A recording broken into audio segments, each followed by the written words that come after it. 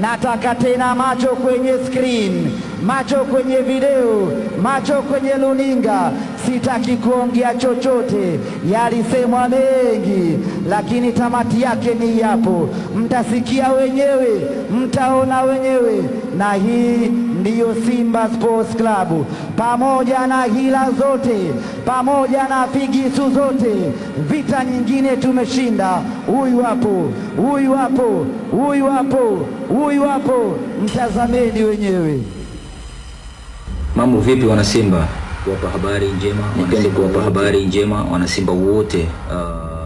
A few moments later. Selemani Mwalimu tulikuwa tunamhitaji, na of course tulishazungumza naye tukakubaliana nao, na Wydad wenyewe tulizungumza nao tukakubaliana nao.